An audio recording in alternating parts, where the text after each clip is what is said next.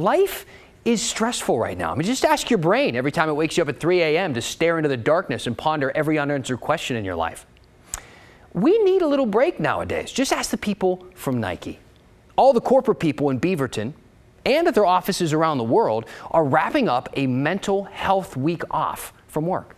A senior manager at Nike posted this online saying, taking time for rest and recovery is key to performing well and staying sane. This past year has been rough. We're all human and living through a traumatic event. And it's not just a week off for the team. It's an acknowledgement that we can prioritize mental health and still get work done. Nike's not the first company to think this way and help their employees out in this way. Company-wide vacations for mental health. LinkedIn, for instance, they gave their workers, like 16,000 people, a week off in April. That dating app, Bumble, gave 700 people the week off in June. And they plan to do that twice a year moving forward. So it's going to be part of what they do. Microsoft gave its workers extra well-being days. And Intel employees, they can take a 4-week sabbatical after they've worked there for 4 years. Now, it seems like these are all tech companies here in the tech industry, so we'd be interested. Maybe you know some other places. Let us know. Use the hashtag #HeyDan. Are there other employers out there offering extra time off simply for mental health? Even Portland City Commissioner Joanne Hardesty is on a month-long vacation right now. I'm actually kind of interested what you think about that too, but I feel like it's a story for another day. Regardless, more places are starting to realize that you don't want to work your people into the ground.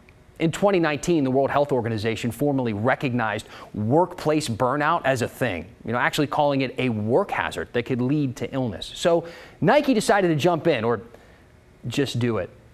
We talked to Elizabeth Tippett at the University of Oregon School of Law, and in her opinion, it's a pretty good move. I like raising the focus of mental health as a basis for people to take time off and not just if they're physically ill. I think it's important to recognize the role that mental health plays for workers and worker well-being.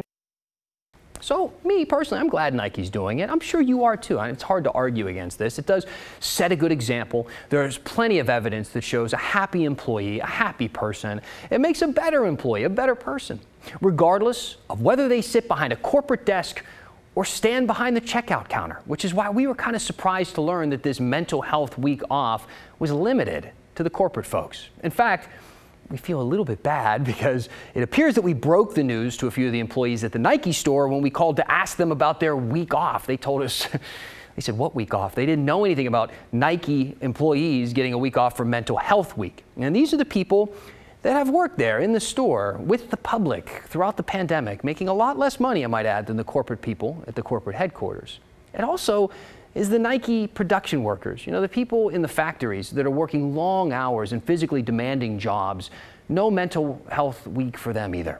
Now, we reached out to Nike to get some more details here. Maybe they are doing something. Maybe there's something more to this, and some of those workers are going to be getting some mental health days. But they didn't respond to us because, well, they're off and their offices are closed. But hopefully, they'll show up on Monday refreshed and ready to give us an answer.